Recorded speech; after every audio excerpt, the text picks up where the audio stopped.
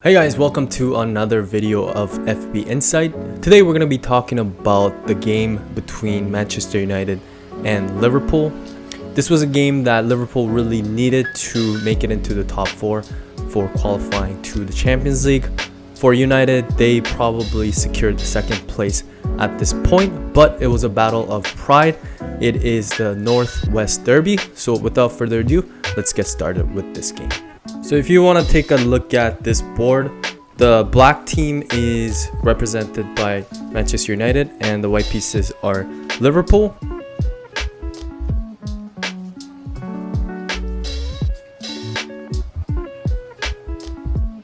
United started off their structure and mainly kept their formation as 4-2-3-1, whereas Liverpool had their usual 4-3-3. Now let's get down to the nitty-gritties.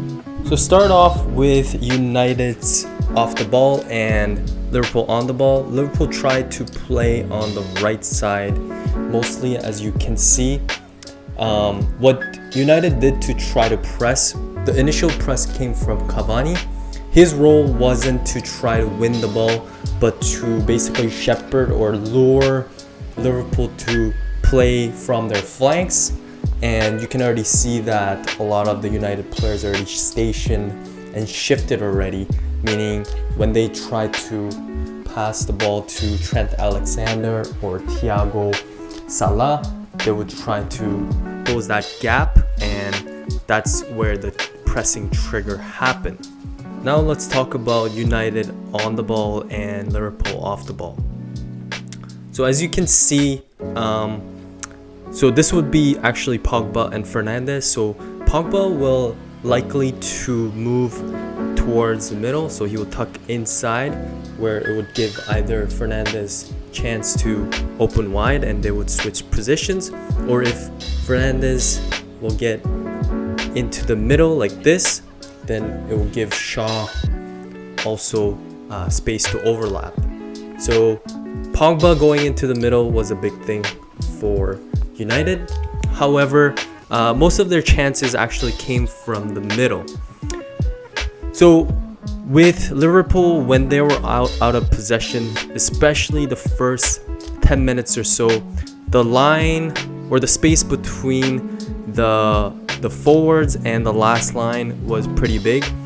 I think that's because Fabinho was helping his center backs and created a little bit more space than that they would like to. So here, this is Firmino, Lindelof is on the ball.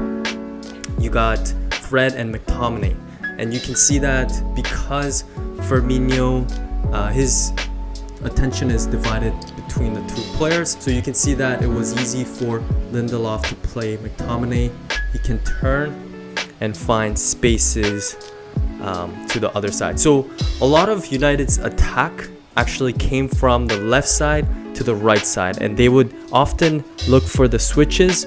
So you would see either Rashford running to receive the ball on the opposite side, or if Aaron Wan-Bissaka is helping him out, if Rashford gets the ball, he can play that overlapping run, and that's essentially how they scored the first goal. When Liverpool had the ball, what they like to do is often they would raise their fullbacks high and wide and basically use their midfielders to cover for the fullbacks being offensive. Now when Liverpool tried to play in the middle, often when they lose the ball, it would be a very risky situation because you can see that there are a lot of space in the wide area, and also they would be in a situation where they're outnumbered in the middle. So in a transitional phase, United, when they gain the ball, they will try to look for the spaces. Usually Pogba will be open on the wide area where they will play to him, and with Pogba's strength, his quality of playing, being able to switch right foot, left foot, he can switch the ball to the opposite side, as we talked about, from left to right. That's how the first goal was created, where Rashford got the ball, overlapping run to Wan-Bissaka, and Fernandes received the ball inside the box and scored the goal. However, one thing changed for United after the first goal, which was their pressing intensity. Cavani for the first 10 minutes was really good at pressing or cutting off angles. Now their pressing has been a little bit less proactive, which made it easier for Liverpool to play out from the back.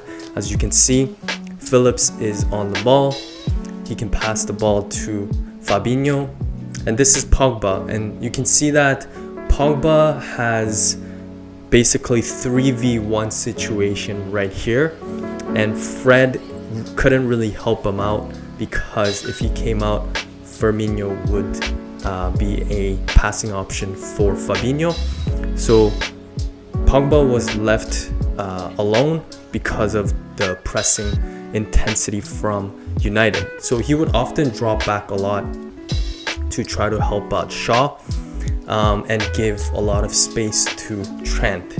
Now, this was a big problem for United because Trent had one of the best games of this year in Premier League, and he would be able to put in a lot of delicious crosses inside the box. Now, we also have to talk about the role of Firmino this game. He also played an exceptional game coming in to gather the ball, which one thing was very surprising. He wouldn't go to the left side a lot. He would stay on the right side for the most part. I'm gonna link a heat map of his game. So he would stay on the right side helping out Salah or Trent Alexander, but his role was to basically make Fred follow him around, or if he's deeper, he can make the center backs come out of their line, which will give Jota space to run into that cross. And as time progressed, United lost more control of the game and Liverpool got more confident with their play. Some of the reason for that is Liverpool actually raised their defensive line. So rather than pushing back and being a little passive, which will create the space between the defense and the midfield, they subtracted the space between them by just raising the attacking line. Now that is a risky move from Jurgen Klopp just because of the attacking threat and the ball behind the line that United could exploit, but that was the one that Jurgen Klopp used to basically eliminate the space given to United. United's passing percentage wasn't great either. McTominay had only 70% pass success rate, and Fred in the second half only had 78. So poor performance from them, but now that Fabinho could get into the game a little bit more because of the reduced space, that was also a factor of their passing mistakes. So this is a typical goal kick situation for United. They tried to play the long ball from Henderson. His kick wasn't the best that night. And also credit to Phillips and Williams. They had an exceptional game where they made Fernandes and Cavani's life difficult by winning most of the headers. So when they actually opted to play the short balls, so let's say it goes to Lindelof, what Salah would do is he would actually put a cover shadow on Shaw. If you guys are not familiar with cover shadow, make sure you check out our previous video, and he would press him like so. And same thing with the other side. If the ball goes here, Jota will press with a curving run. Now the third goal from Liverpool came from a similar situation where Lindelof would have the ball. He would play the ball, and from here, because Trent Alexander-Arnold was high up the pitch pressing, he was able to intercept the ball in these areas, and eventually with a lot of ricochets and chaos, they were able to bag that third goal. After the third goal, and eventually Ole Gunnar Solskjaer had to switch out Fred, which was inevitable.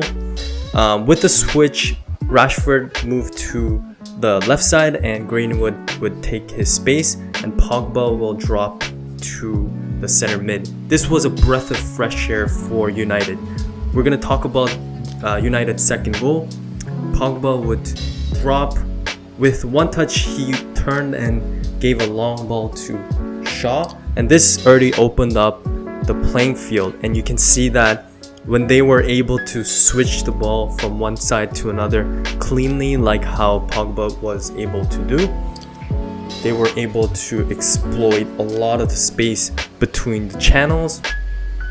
The ball went to Cavani, and when Rashford made the run, he was able to exploit the space behind the center backs and eventually score. Hey guys, thank you so much for watching this video. As always, if you really enjoyed this video, you can put that like button on, subscribe, comment, do all the good things, and we'll see you soon.